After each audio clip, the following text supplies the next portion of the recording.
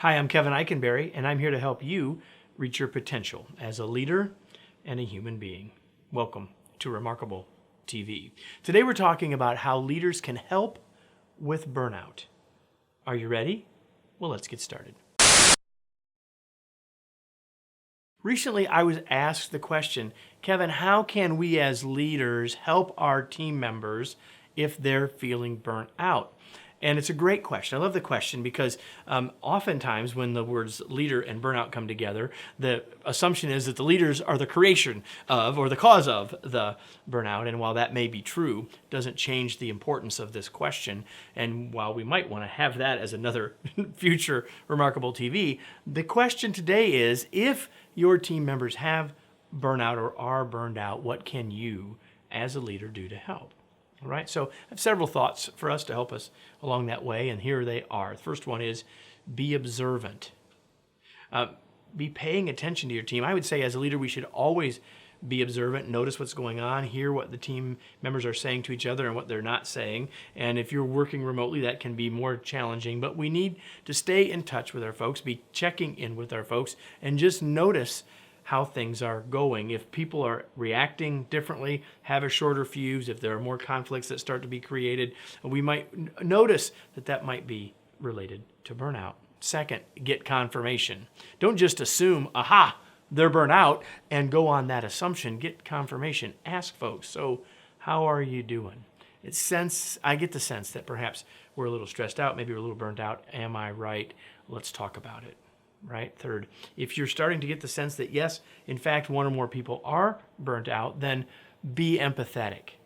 Be empathetic. Once you know that that's happening, take the time to let them know that you hear that's where they're at and that you can empathize with them. Sometimes simply being in touch with your team, being empathetic to how they're feeling can be a huge part of the solution to the problem. Next, get input from them on how we might fix it, right? So just like we shouldn't immediately assume, aha, they're burnt out, we shouldn't assume that we have the solutions to the problem. I have been in situations where people were burnt out because there was a lot to do, but if you said, hey, we're gonna take some time away to relax a little bit, people get even more stressed out by the fact that the work didn't leave. So get people involved in how we might deal with the current burnout or how we might deal with it moving forward. Get their input. Next, provide a different perspective. Now, I can tell you that as a leader, I have been with folks who were burnt out and I wasn't.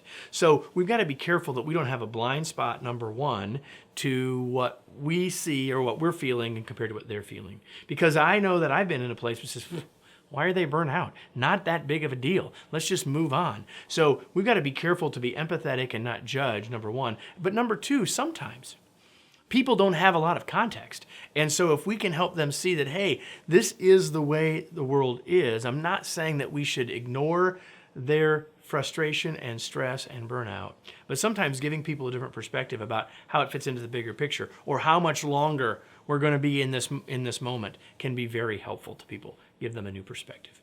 And lastly, be part of the solution. Don't just get their input on what the solution ought to be. Be a part of that solution, asking them what you can do to help. So the question was asked of me, what can leaders do to help? Well, one of the things that they can do is to help, find out what the team needs, and then literally help. Even if you are the cause. And doing these things may lead you to determine that you were in fact the cause of some of the stress and burnout. You can still be part of the solution. And perhaps by learning this and by following this process, reduce the chance of future burnout occurrences, right? See, here's the thing. Burnout impacts energy and productivity and more. And so even if you don't feel that burnout as the leader, you need to know if others are so you can help them overcome it and we can get better future results. Let me close with today's tweet. Employee burnout is real. As a leader, you have a responsibility to understand its existence and help reduce it if you want higher productivity and commitment. Every week, we have a new Remarkable TV. You may know that. Did you know that every week we put out a newsletter called Unleashing Your Remarkable Potential?